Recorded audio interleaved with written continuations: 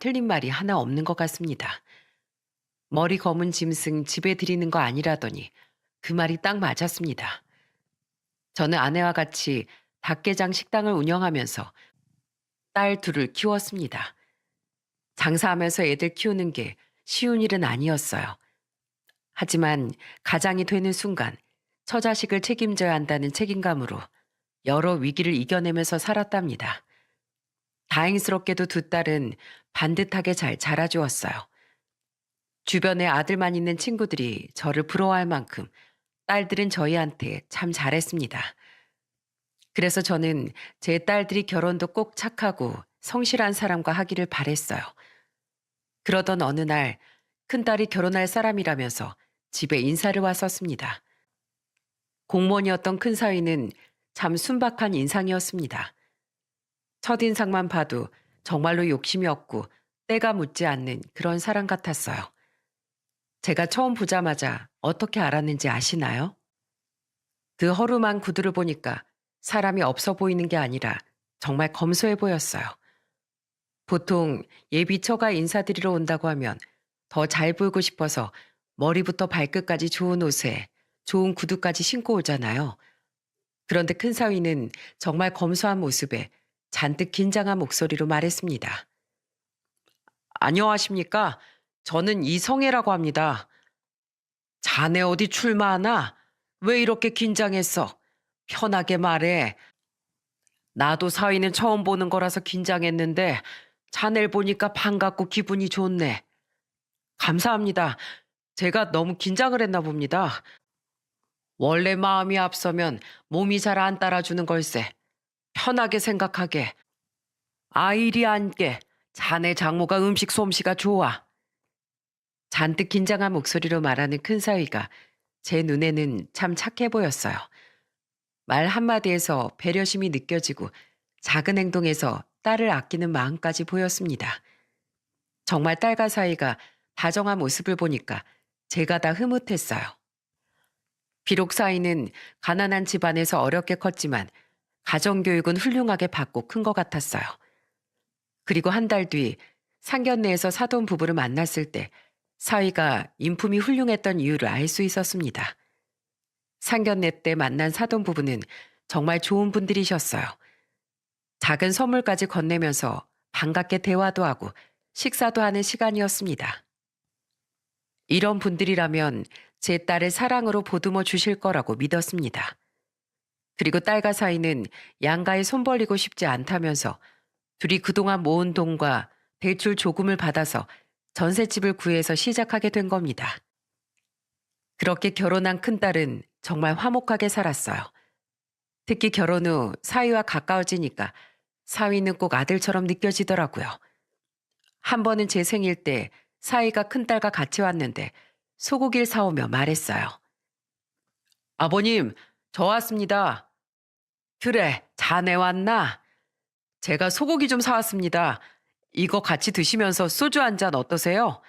제가 술도 같이 사왔어요. 근데 자네 술 마시면 집에 어떻게 가려고 그러나? 에이, 자고 가면 되죠. 지난번처럼 아내가 쓰던 방에서 자고 가겠습니다. 사위는 종종 저와 술을 한 잔씩 하고 예전에 딸이 쓰던 방에서 딸과 같이 자고 갔어요. 처가에서 자고 가는 게 불편할 수도 있는데 먼저 저렇게 말하니까 기분이 좋았습니다. 그래서 사위와 술을 한 잔 하는데 사위가 저한테 종이 가방을 건네며 말했어요. 아버님, 이건 제 선물입니다. 그냥 오지 뭐하러 이런 걸 다 샀어. 소고기도 사고 선물도 사느라 돈 많이 썼겠네. 1년에 한 번인데 이 정도는 괜찮아요.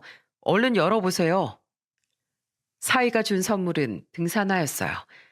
제가 등산을 좋아했는데 그걸 알고 저한테 등산화를 선물해 준 거예요.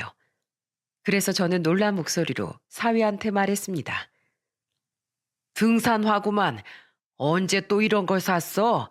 나 등산화 많으니까 다음부턴 사오지 마. 아버님 자주 신으시는 등산화가 많이 낡았더라고요. 등산에서 신발이 얼마나 중요한데요. 이거 신으시고 안전하게 등산하세요. 언제 또 그런 걸 다 봤어? 그러면 내가 가만히 있을 수가 없지. 자네도 구두 사. 날 잡아서 나랑 백화점 가세. 나도 그동안 자네 구들 눈여겨봤는데 내가 하나 해줘야겠어. 아유, 아닙니다. 아직 쓸만해요. 출퇴근용이라 괜찮아요. 자네가 깔끔하게 하고 다녀야 우리 딸도 면이 사는 거야. 결혼한 남자가 허름하게 다니면 아내 얼굴에 먹칠하는 거야. 그렇게 저는 사위한테 구두를 한 켤레 사줬어요. 정말 그런 선물이 아깝지 않을 만큼 사위가 좋았습니다. 게다가 사위는 가끔 저와 아내가 있는 식당에 오기도 했어요. 그러다 한 번은 편한 차림으로 사위가 가게 영업이 끝날 시간쯤에 왔더라고요. 그때 아내가 사위를 보고 놀란 목소리로 말했어요. 이 시간에 자네가 여기 무슨 일이야? 저번에 보니까 주방 쪽 전등이 금방 나갈 것 같더라고요. 뭐? 전구? 안 그래도 오늘부터 깜빡거리기 시작해서 저걸 내일 갈아야겠다 했는데 지금 전등을 갈아주러 온 건가? 네, 천장에 있는 전등은 갈기가 힘들잖아요. 그러더니 사위는 정말 주방으로 가서 전구를 갈았습니다. 정말 이렇게 세심한 사위가 또 있을까요? 그래서 저는 사위한테 정말 고마웠어요. 그렇게 잘 지내고 있었는데 1년 반 뒤에 둘째 딸이 결혼하게 된 거예요. 둘째 딸은 학원 강사와 결혼했는데 이때부터 큰 사위가 좀 위축되기 시작했던 것 같아요. 둘째 사위가 유명 학원 강사라서 벌이도 좋고 성격도 시원시원해서 정말 남자다웠어요. 큰 사위가 세심한 사람이라면 둘째 사위는 시원시원한 사람이었습니다. 그런데 둘째 딸이 약간 눈치가 없던 부분이 있었어요. 뭐 고의는 아니었지만 본의 아니게 추석 때 가족들 다 있는 자리에서 둘째 딸이 신난 목소리로 말했습니다. 엄마, 아빠, 우리 남편이 해외여행 보내준대. 그래서 지금 알아보고 있는 중이야. 해외여행 엄마, 아빠 한 번도 안 가봤잖아. 이번에 좋은 구경도 하고 편하게 쉬고 와. 저는 둘째 딸의 말에 놀라 딸을 보며 말했습니다. 다 늙어서 무슨 해외여행이야. 됐다, 됐어. 가게 문 열어야지 어딜 가.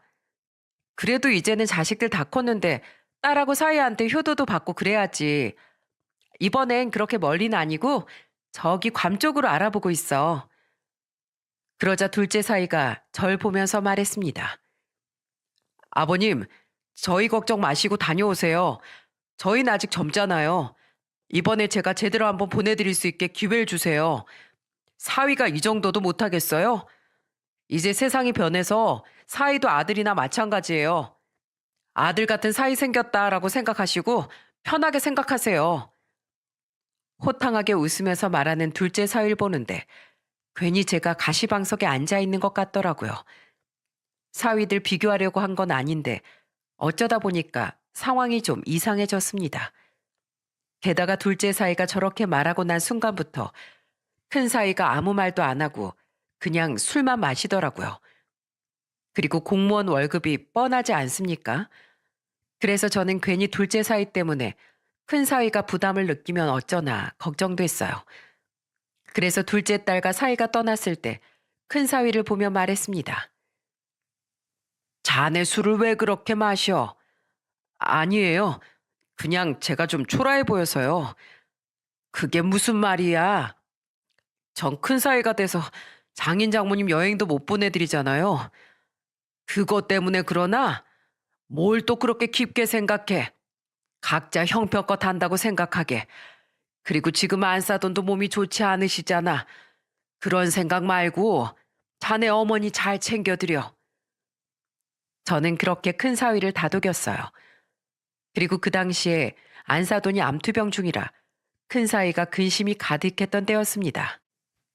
그렇게 해외여행 사건이 잘 넘어가는 것 같았는데 둘째 딸이 또 의도치 않게 쓸데없는 말을 한 거예요. 그날은 아내가 식당에서 딸들과 사위들 몸보신을 해준다면서 영업도 일찍 끝내고 다 같이 밥을 먹었습니다. 백숙을 준비한 아내가 테이블까지 이어붙여서 둘러앉게 됐어요. 그런데 둘째 딸이 아내를 보면서 신난 목소리로 말했습니다. 엄마, 우리 남편이 예전부터 엄마 아빠 식당 인테리어 다시 해드리고 싶다고 했었어.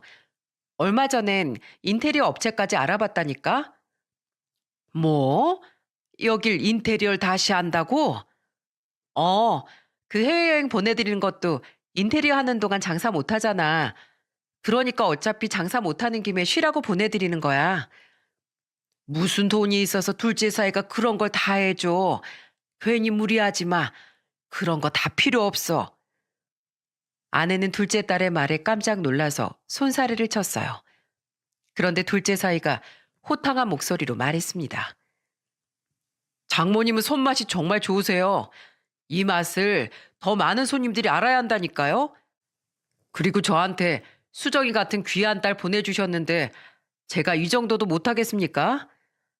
자네가 그렇게 해준다면 나야 고맙지. 아유, 둘째 사이가 우리 집 기둥이네, 기둥. 아내는 그 순간 기분이 좋았는지 둘째 사위를 보며 기쁜 목소리로 말했어요. 그런데 그때 큰 사위가 아내를 보면서 뼈 있는 말을 내뱉은 겁니다. 장모님 좋으시겠어요. 둘째 사위가 능력이 좋아서 가게도 고쳐주고 여행도 보내드리네요. 어? 아유, 아니야. 난 자네들이 우릴 생각해주는 마음이 고마운 거야. 자네 이거 백숙 다리 좀 더 줄게. 이리 그릇 좀 줘봐. 아닙니다. 저 말고 통 큰 둘째 사위 주세요. 아유, 왜 그래. 그러지 말고 더 먹어. 정말 그 순간 오죽했으면 큰 사위가 저랬을까 싶었습니다. 그런데 그날 결국 참다 못해 큰일이 터진 겁니다. 아내가 사위들을 데리고 술 좀 더 사온다면서 가게에 갔을 때 벌어졌어요. 그때 큰딸은 작은 딸을 보면서 나리서 목소리로 말했습니다. 넌 그런 계획이 있으면 우리 남편 없을 때 말해야지. 왜 자꾸 다 있을 때 얘기해서 우리 남편 기를 죽이는 거야?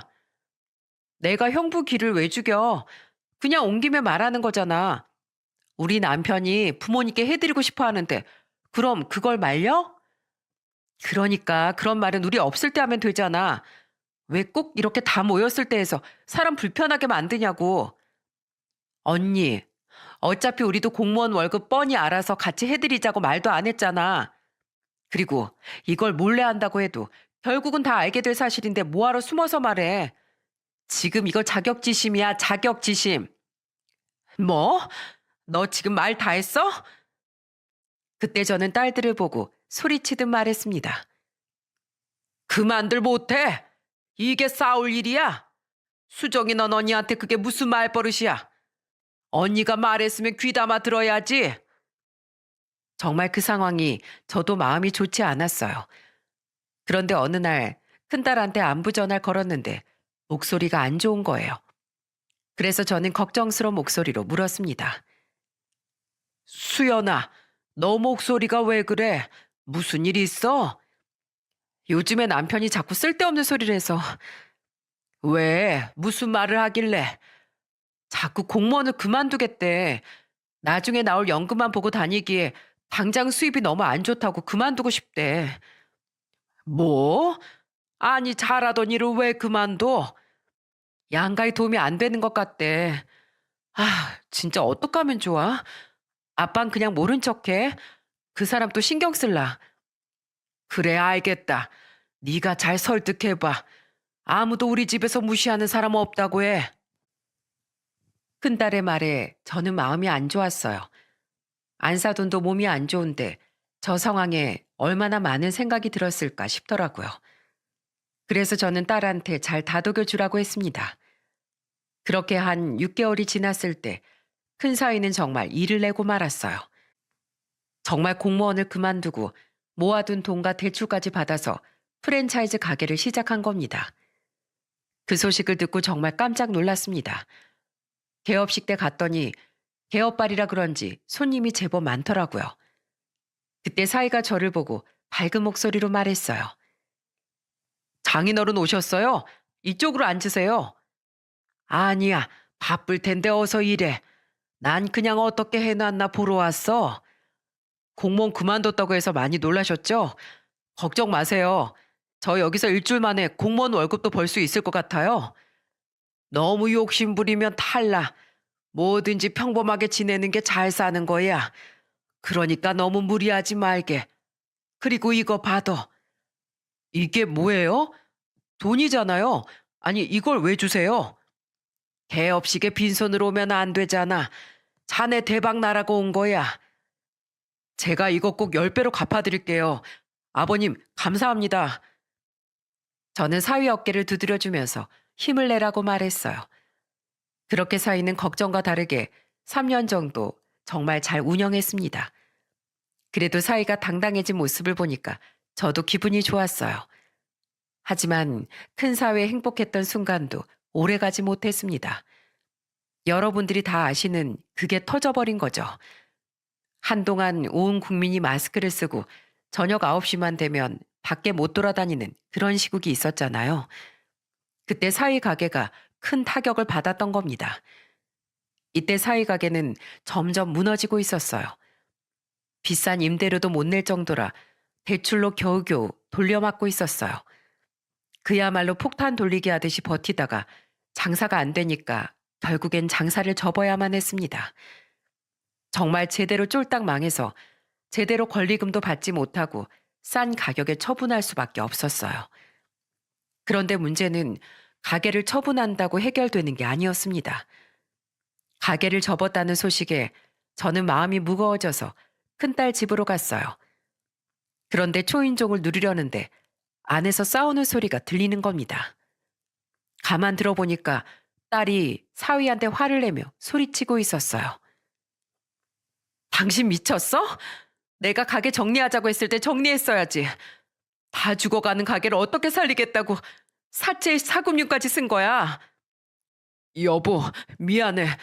몇 달만 버티면 다시 될 줄 알았어.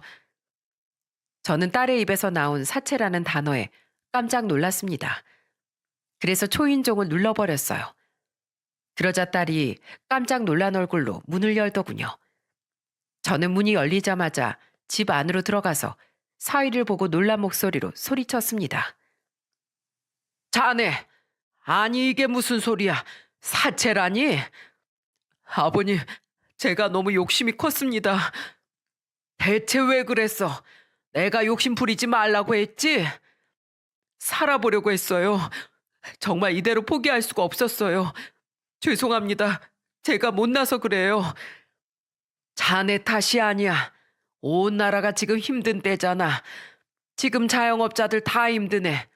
자네 탓하지 말게. 운이 나빴던 거야. 울지 마. 우선 빚부터 갚아야지. 그래, 대책은 있는 거야? 제가 이렇게 물었더니 둘 다 아무런 말도 못하고 고개만 숙였어요. 그 모습을 보니까 가슴이 미어졌어요. 그래서 저는 딸한테 말했습니다. 그러면 이 집 내놓고 그 돈으로 빚 갚아. 그리고 우리 집으로 들어오게. 어차피 우리 집에 방도 남으니까 들어와서 같이 살아. 그때 사위가 놀란 얼굴로 말했어요. 아버님, 정말요? 넓은 집에 우리 둘이 살면 뭐 하겠나. 다시 일어날 때까지 같이 살아. 우리가 자네한테 월세를 받겠어. 관리비를 받겠어. 다시 일어날 생각으로 열심히 살아. 감사합니다. 꼭 다시 일어날게요. 이 은혜 절대 잊지 않겠습니다. 그때 사위는 한참을 울었어요. 그 후 큰딸이 집에 와서 같이 살게 됐고 사위는 정말로 배달일부터 대리운전까지 쉴 틈 없이 일했습니다. 그런데 마음 다잡고 일어나 보려는 사위한테 또 한 번의 시련이 찾아온 거예요. 바로 안사돈이 암투병 중에 결국 세상을 떠나고 만 겁니다. 정말 이제 겨우 마음 추스른 사위가 또 한 번 큰 충격을 받았을 것 같았어요. 그래서 사위한테 조금이라도 힘이 되어주기 위해 서울에서 4시간 정도 차를 타고 장례식장까지 달려갔습니다. 그런데 사위가 절 보자마자 눈물을 펑펑 쏟으며 손을 잡고 우는 목소리로 말했어요. 아버님, 와주셔서 감사합니다. 내가 와야지. 자넨 좀 괜찮어? 밥은 먹었고? 아니요, 아직 밥이 안 넘어가요. 그동안 자네가 잘 해드렸으니까 그 마음 다 기억하실 거야. 그러니까 너무 슬퍼하지 말게. 힘내게. 제가 사위를 안아주고 있는데 바깥 사돈이 저를 보며 말했습니다. 사돈, 여기까지 힘들 텐데 어떻게 오셨어요? 아닙니다. 제가 당연히 와야죠. 힘내세요. 사부인 분명 좋은 데 가셨을 겁니다. 네, 와주셔서 정말 감사합니다. 그때 저는 장례식까지 가서 사위한테 힘이 돼주려고 했어요. 그렇게 장례를 끝내고 사위는 다시 한번 굳은 결심을 했습니다. 아버님, 저 정말 이제는 제대로 살아볼게요. 아버님 말씀처럼 평범하게 하루하루 성실하게 살게요. 그래, 인생 별거 없어. 그냥 마음 편히 먹고 살게. 사위는 그날 이후 취업 준비를 시작했고 시간이 지나서 한 달에 월급이 300만 원 초반대인 회사에 취직하는데 성공했어요. 그때 아내는 사위한테 넥타이를 선물해주며 말했습니다. 우리 사위 그동안 마음고생 많았지? 이제 다시 열심히 다녀. 이건 내 취업 선물이야. 장모님, 감사합니다. 잘 다녀오겠습니다. 그래, 잘하고 와. 난 우리 사위 믿어. 그렇게 사위는 모두의 응원을 받으면서 회사 생활을 시작했습니다. 이제야 모든 게 제자리를 찾아간다고 생각했어요. 그런데 몇 달이 지나자 어느 순간부터 사위와 딸이 싸우는 소리가 들리기 시작했습니다. 그때 딸이 임신한 상태라 육아휴직을 내고 집에 있었어요. 그래서 저는 사위가 출근했을 때 딸한테 물었습니다. 수연아, 어젯밤에 둘이 싸우는 것 같던데 도대체 무슨 일이야? 아빠, 나 저 사람 때문에 미치겠어. 왜 또 무슨 일이야? 요즘 일도 잘 다니잖아. 또 장사하고 싶대? 모르겠어. 사방에 또 대출 받고 이제 자기 명의로 안 되니까 내 명의로 대출 좀 받아달라고 하잖아. 뭐? 아니 무슨 돈이 필요하다고 대출을 받아? 시댁에 무슨 일이 있나 봐. 저번에도 시아버지가 돈 필요하다고 하셔서 1,000만 원 도와드렸는데 이젠 또 2천만 원이 필요하시대. 지금 겨우 빚 갚고 있는데 돈이 어딨어 우리가. 시댁에 전화해봤어? 무슨 일인지 너도 알아야지. 전화를 안 받으셔서 물어볼 수도 없어. 아니 이게 대체 무슨 일이야? 정말 저도 미치겠어요. 걱정 많은 딸을 보면서 마음이 안 좋았어요. 홀몸도 아닌데 편히 쉬지도 못하니까 참 불쌍하더라고요. 그런데 제가 한 번은 신설동 쪽에 볼일을 보러 간 적이 있었어요. 거기서 친구를 만나려고 그곳을 지나가고 있었는데 낯익은 얼굴이 경마장 앞에 있는 겁니다. 자세히 보니까 그 사람은 큰 사위였어요. 사위가 무언가 딱 펼쳐보면서 그걸 뚫어져라 쳐다보고 있더라고요. 그곳은 바로 사설 스크린 경마장이었어요. 가까이 다가가니까 그 앞에 있던 사람들이 다 이렇게 수군거리고 있었어요. 지금 어디 찍을까? 이번에 몇 번만 찍을까? 이거 어디 찍어야 되지? 이번엔 당첨돼야 하는데. 아이고, 내가 당첨되면 내 손에 장을 찢은다. 사람들이 죄다 경마 이야기만 하고 있었어요. 그 틈에서 사위가 혼자 꼼꼼히 체크하고 있는 겁니다. 그래서 몰래 사위를 따라가 봤죠. 그런데 알고 보니까 사위가 돈을 빼서 돈을 걸고 있는 겁니다. 정말로 큰 충격이었어요. 지금까지 사위가 돈이 필요했던 이유가 경마장에 다녔기 때문이었던 거죠. 임신한 아내를 두고 어떻게 이럴 수 있는 건가요? 저는 사위를 쫓아가서 사위를 부르며 말했어요. 자네, 지금 여기서 뭐 하는 거야? 아버님, 여긴 어떻게? 난 이 근처 볼 일이 있어서 지나가다 자네를 보고 쫓아왔어. 자넨 왜 여기 있나? 회사에서 일할 시간이잖아. 근처에 출장 나왔다가 시간이 남아서 취미로 해본 거예요. 저도 처음 왔어요. 취미? 자넨 도박이 취미인가? 자네 이런 사람이었어? 정말 처음이에요.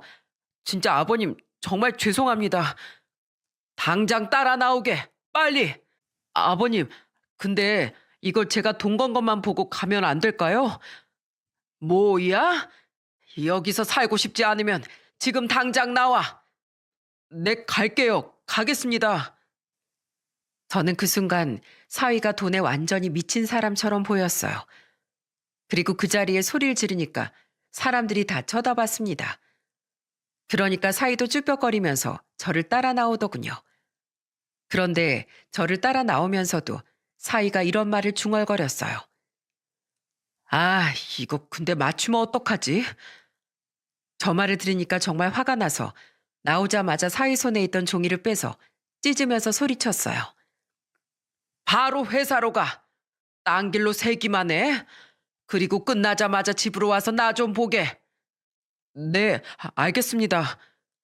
대체 회사에 뭐라고 하고 여기로 온 거야? 자네가 지금 이럴 때야? 처자식 다 굶겨 죽일 셈이야? 죄송합니다, 장인어른.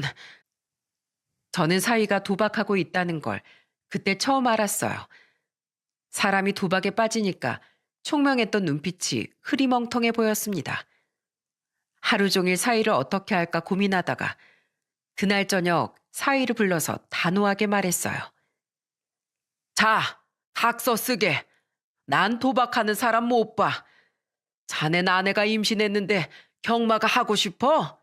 대출 갚으면서 애를 어떻게 키우려고 그래? 죄송합니다. 애가 태어나기 전에 대출 갚고 싶어서 그랬어요. 사람이 성실하게 돈 벌 생각을 해야지. 정말 죄송합니다. 다시는 안 하겠습니다. 그러자 옆에서 다 듣고 있던 딸이 놀란 목소리로 소리쳤습니다. 이 미친 인간아. 나 지금 일 쉬고 있는 거 안 보여? 대체 어쩌려고 그래? 아빠 아니었으면 어쩔 뻔했어. 그럼 설마 2천만 원도 경마하려고 그랬던 거야? 아버님 핑계까지 대면서? 여보, 미안해. 당신이랑 아버님께 좋은 모습 보이고 싶었어. 당신한테 정말 잘해주고 싶었다고. 변명 집어치워. 딸은 잔뜩 화를 내며 소리쳤어요. 그때 저는 사위한테 단호한 목소리로 말했어요. 자네, 이것부터 써. 네, 알겠습니다. 나 이성애는 2021년 8월 9일부터 한 번이라도 경마장에 가거나 또 도박을 하면 당장 이혼하겠습니다. 그리고 다 놓고 몸만 나가겠습니다. 끝에 사인까지 제대로 해. 아버님, 죄송합니다. 정말 면목이 없습니다. 이번이 처음이자 마지막 용서야. 두 번은 얄짤 없을 줄 알아. 정말로 절대 안 하겠습니다. 그때 저는 사위를 마지막으로 믿어보기로 했어요. 그리고 딸한테 들어보니까 그동안 사위가 가져간 돈이 벌써 3천만 원 가까이 된다는 걸 알게 됐습니다. 정말 사위가 이런 짓을 할 거라고 상상도 못했어요. 그 후 사위하고 사이가 멀어지기 시작했습니다.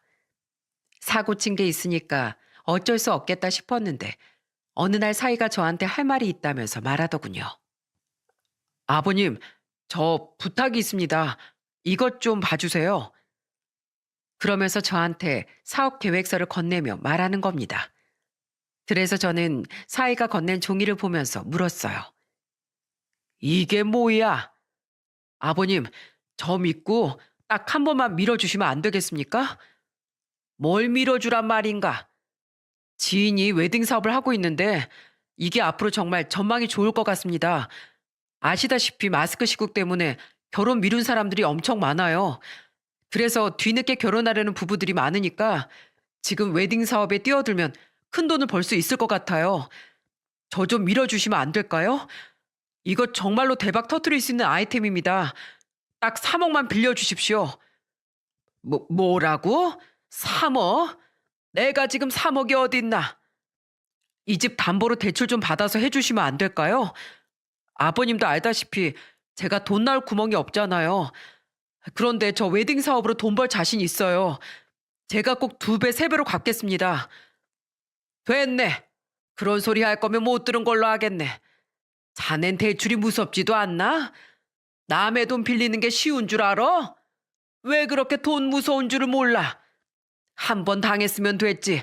왜 자꾸 같은 실수를 반복하려고 하냐고? 그리고 감히 장인한테 3억을 빌려달라고 하는 게 지금 말이 되는 소리야?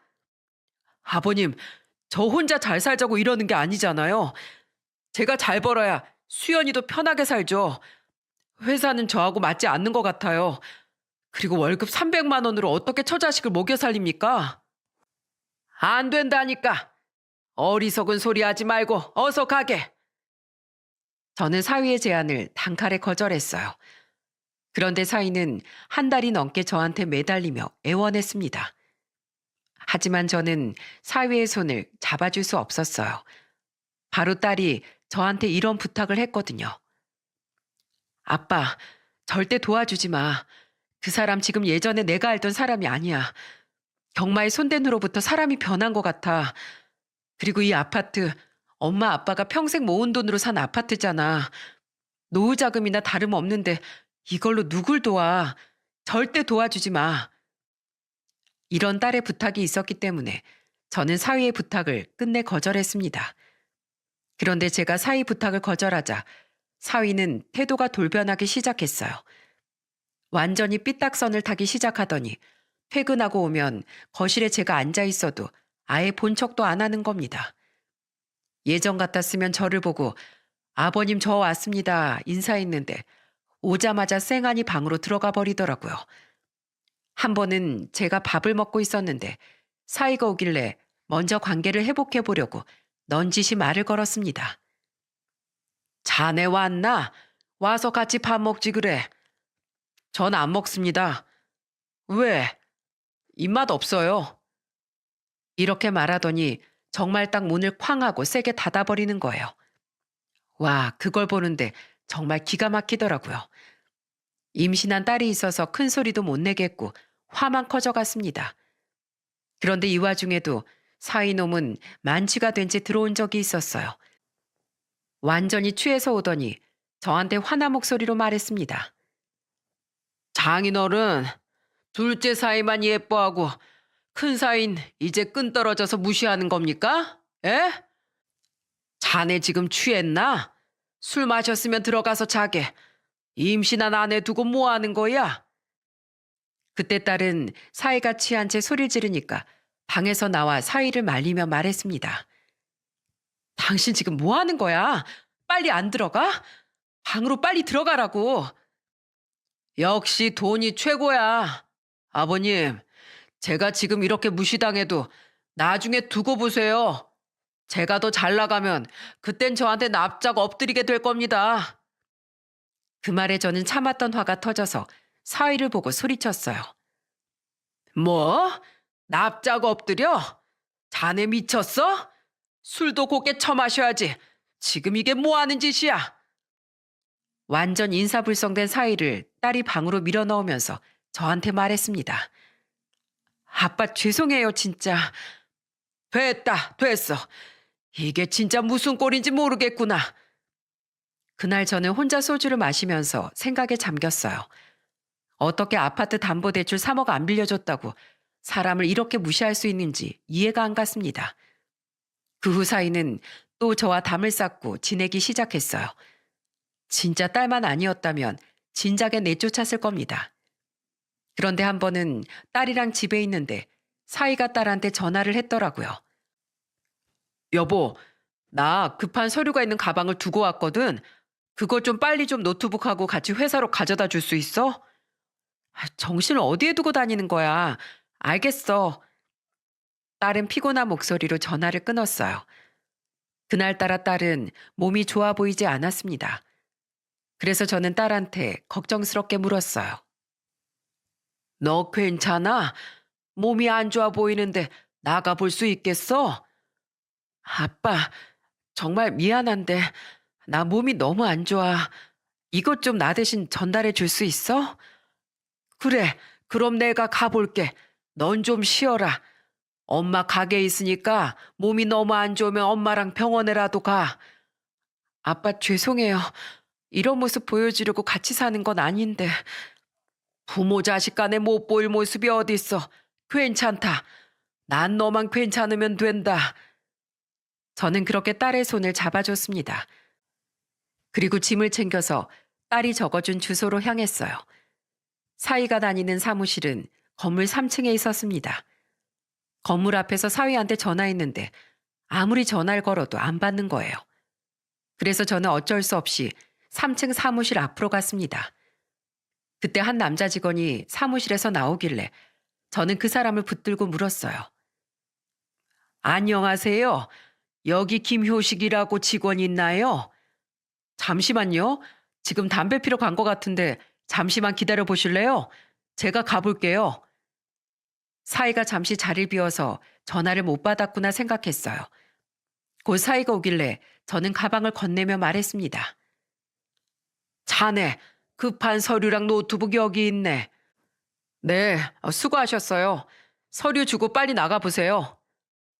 솔직히 여기까지 와준 장인한테 커피라도 한 잔 마시고 가라고 할 줄 알았는데 저렇게 말하는 사이가 얄미웠습니다. 그래서 그냥 돌아서려는데 그때 사이 옆에 있던 남자 직원이 사이를 보며 물었어요. 누구셔? 누구길래 회사까지 오셨어? 아유, 나도 몰라. 뭐 택배 아저씨겠지. 요즘 택배 퀵으로도 많이 받잖아. 아, 택배 기사셨구나. 저는 두 사람의 대화를 듣고 걸음이 멈춰졌습니다. 그리고 뒤를 돌아서 사이를 봤습니다. 그러자 사이는 저를 보고 놀란 목소리로 말했어요. 아저씨, 서류 줬으면 빨리 나가세요. 와, 그 순간 저는 온몸이 부들부들 떨리기 시작했습니다. 머리가 멍해져서 아무 말도 안 나오더라고요. 그리고 사이는 저를 보더니 동료를 데리고 들어가 버리는 겁니다. 저는 그대로 건물을 빠져나올 수밖에 없었어요. 집으로 가는 버스를 타야 하는데 다리가 떨려서 갈 수가 없었습니다. 그래서 정말 한동안 길까지 헤맸네요. 사이로 맞이한 지 7년이란 시간 동안 진심으로 아들처럼 대하고 아껴줬습니다. 장인으로서 저는 할 만큼 했다고 생각해요. 사위의 잘못된 점을 고쳐주려고 노력했는데 감히 장인한테 택배 아저씨라고 하더니 너무 큰 충격을 받았죠. 저는 눈물이 흘렀습니다. 그때 딸한테 전화가 걸려왔어요. 아빠, 점심시간 지났는데 왜 안 와? 사위 만났어? 그래, 주고 왔다. 아빠 목소리가 왜 그래? 무슨 일이야? 딸아, 나 정말 억울하다. 내가 그렇게 못나 보이냐? 그렇게 내가 무시당할 사람이야? 아니, 그게 지금 무슨 소리야? 아빠 무슨 일 있었어? 사위라는 놈이 같은 직원한테 뭐라고 하는 줄 아냐? 나보고 그냥 택배 아저씨란다. 빨리 물건만 주고 가라는 거야. 뭐? 그 사람이 정말 그랬다고? 내 그걸 제대로 못 들을 것 같아.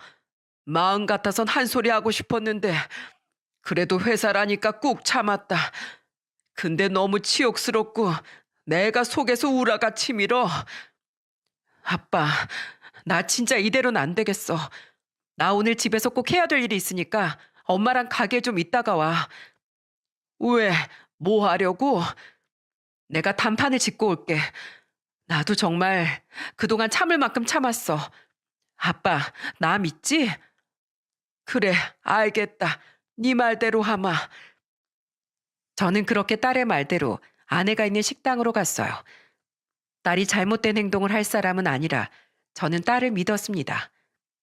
그리고 그날 저녁 아내와 같이 식당을 정리하고 집에 갔더니 딸이 거실에서 저희를 기다리고 있더군요.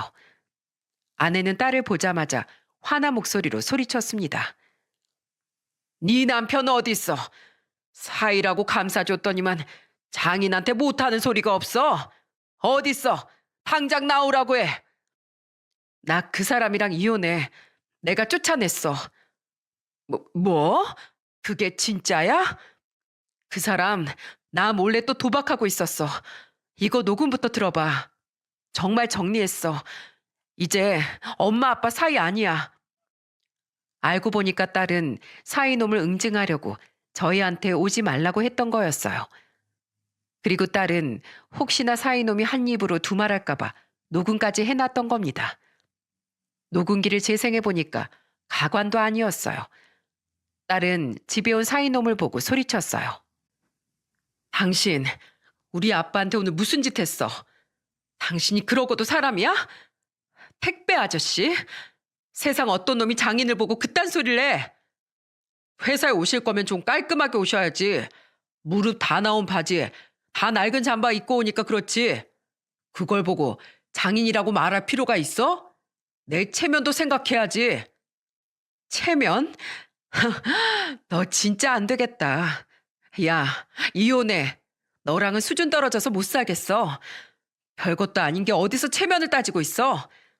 너 겉옷 정리하다 보니까 경마의 용지 또 나오더라. 어쩐지 조용하다 했어. 걔가 똥을 끊지. 널 믿은 내가 바보다 바보야. 경마라니. 그 옷에 있던 거 예전에 했던 거야. 야, 넌 누굴 바보로 알아? 난 2번은 없어. 특히 너 같은 간사한 인간 상종도 안 해. 저번에 각서 보이지? 너 분명히 그냥 몸만 나간다고 했다. 똑똑히 봐. 남자가 도박 1~2번 할 수도 있지. 그 정도 야망도 없이 남자가 어떻게 살아? 야망? 웃기는 소리 하지 마. 나한테 제대로 월급을 갖다 준 적 있어? 하다못해 우리 부모님 집에 살면서 생활비도 준 적 없잖아. 사람이 염치가 있어야 할 거 아니야. 네가 빈대야? 어? 체면이 안 서서 장인을 장인이라고 못 불렀다고? 네가 무슨 아버지를 아버지라 부르지 못한 홍길동이냐? 야, 너 진짜 재수 없으니까 그냥 나가. 꺼지라고. 그래, 이혼해. 이럴 줄 알았어. 결국 나 이렇게 무시할 줄 알았다고. 더러워서 진짜. 나간다, 나가. 실수 한 번에 아주 사람을 잡네, 잡어. 그리고서 정말 사이놈이 문을 열고 나가는 소리가 들렸어요. 그렇게 녹음이 끝났고 딸은 저를 보며 말했습니다. 아빠, 당장 현관 비밀번호부터 바꾸자. 너 정말 이혼하는 거야? 그동안 아빠도 봤잖아. 나 저런 인간이랑 못 살아. 저런 사람 아빠 자격도 없어. 그리고 도박 안 하기로 해놓고 다시 하는 거 봐요. 평생 저러고 살 인간이야. 무엇보다 전 아빠한테 그런 식으로 모욕 준 인간이랑은 절대 못 살아요. 딸은 이미 굳게 결심한 것 같았습니다. 그래서 저는 현관 비밀번호를 바꿨어요. 그리고 딸은 방에 있던 사위짐을 싹 다 챙겨서 나왔습니다. 그리고 그걸 저랑 같이 들고 나가서 전부 쓰레기 분리수거장에 처박아 버렸어요. 그런데 새벽 1시쯤 되니까 누군가 비밀번호를 치기 시작했습니다. 당연히 계속 틀렸고 초인종을 누르면서 사이놈이 소리치더군요. 뭐야? 왜 비밀번호 바꿨어요? 아, 뭐야? 여보, 문 열어. 나왔어. 새벽에 문을 발로 차면서 소리치는 사이놈 소리에 딸이 나와 인터폰으로 말하더군요. 여기 니네 집 아니니까 꺼져. 여기가 지금 내 집인데 지금 무슨 소리 하는 거야? 당신 아직도 삐졌어? 내가 그냥 한 말인 줄 알아? 아까 나랑 이혼하기로 했잖아. 네 짐들도 쓰레기 분리수거장에 다 갖다 놨으니까 챙겨가던지 버리던지 해. 뭐? 쓰레기?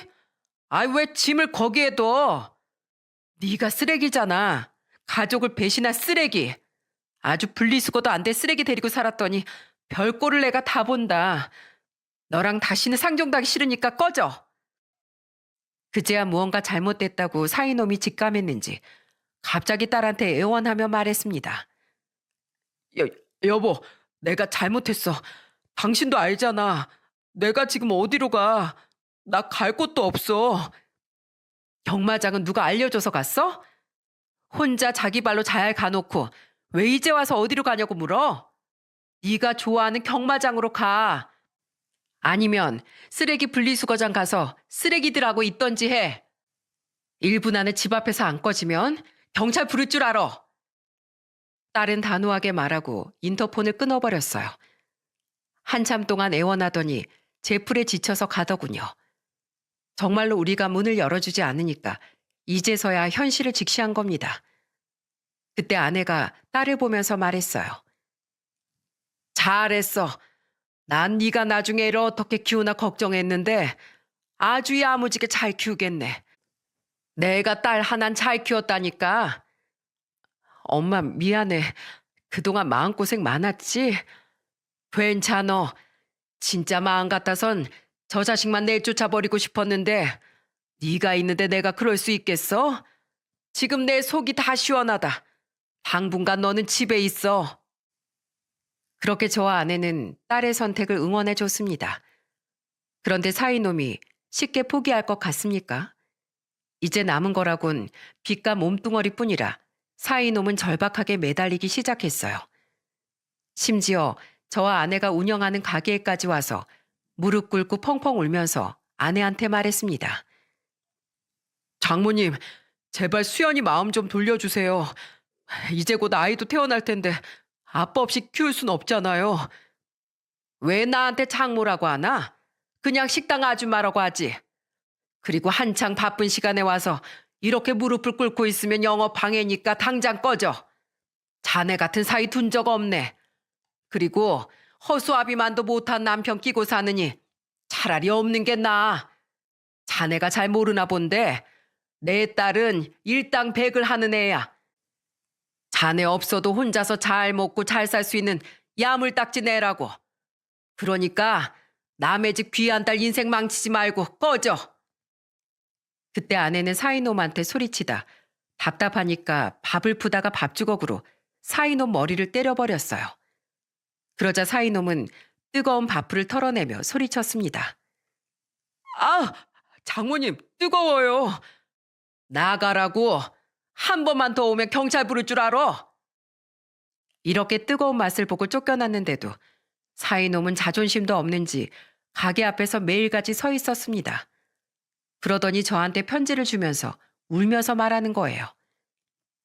장인어른, 이거 제 편지입니다. 받아주세요. 잘못했습니다. 수연이 좀 만나게 해주세요. 집 근처에만 가도 경찰 부른다고 난리예요. 내가 왜 자네 편지를 받아? 그리고 이제 우리 가족도 아닌데 그 장인 소리 좀 그만하게. 듣기 싫래. 나 쓰레기 버리러 갈 거니까 비켜. 왜 그러세요? 큰딸 미혼모로 살게 하시려고요? 너 지금 나 협박해? 넌 그 사상이 글러먹었어. 개수작 부리지 말고 썩 꺼져. 저는 그놈이 준 편지를 찢어버렸고 들고 있던 쓰레기 봉투를 휘둘렀어요. 울면서 살려달라고 애원했지만 그 눈물은 악어의 눈물인 걸 알기 때문에 절대 받아주지 않았습니다. 지금은 들어보니까 혼자 고시원에 살고 있다고 하더라고요. 정말 도박쟁이 최후답지 않습니까? 그 후로도 계속 찾아와서 경찰의 도움을 받을 수밖에 없었어요. 그렇게 완전히 우리 집안과 인연이 끊어지게 됐어요. 이 사연을 쓰면서 이것보다 더한 일도 많아서 다 담지도 못했습니다. 그래도 저는 딸이 현명한 선택을 해서 다행이라고 생각해요. 지금 제 딸은 어떻게 사는 줄 아시나요? 손녀딸이 태어나서 저희와 같이 잘 살고 있답니다. 그리고 다시 병원에 복직해서 간호사로 살고 있고요.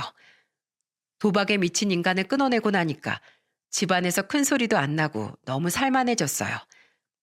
손녀딸의 웃음소리, 딸과 아내의 대화 소리가 요즘 너무 듣기 좋네요. 하지만 마지막에 지푸라기라도 잡듯이 애원하던 그놈을 떠올리면 무서울 때도 있습니다. 혹시라도 나중에 찾아와 해코지 하는 건 아닐까 겁이 납니다. 경찰 도움으로 접근금지 신청까지 했지만 불안하기 마찬가지네요. 지금 딸은 이혼한 지 2년이 되어갑니다. 그 기간 동안 양육비 한 번 안 보낸 놈이에요. 하지만 저희는 양육비 받을 생각도 없습니다. 혹시나 양육비 핑계로 또 저희 딸한테 접근할까봐 이대로 아예 남남처럼 살았으면 좋겠네요. 힘든 일을 겪은 만큼 딸이 손녀와 함께 잘 살 수 있도록 지켜주고 싶어요. 사랑은 내리사랑이라고 하지 않습니까? 손녀가 어린 시절 딸 같아서 너무 예쁩니다. 이런 행복한 시간을 보내는 중에도 이렇게 사연을 보내게 된 이유는 사람 간의 믿음이 중요하다는 걸 알려드리고 싶어서였어요. 힘든 순간 손을 내민다는 건 그만큼 아끼고 다시 일어날 거라고 믿는다는 증거예요. 그런 도움을 받았다면 정말 잘 살고자 하는 모습을 보여줘야 한다고 생각해요. 가족이라고 해서 끝까지 믿음만 줄 순 없잖아요. 무엇이든지 같이 믿고 사랑해줘야 완벽한 가족이 된다고 생각합니다. 어떤 관계든지 믿음과 배려를 잊지 마시기 바랍니다. 제가 살아보니까 돈보다 사람이 더 큰 재산이더라고요. 여러분들과 이 깨달음을 나누고 희망찬 새해를 보내고 싶어서 사연을 보냈습니다. 모두 제 사연 들어주셔서 감사합니다.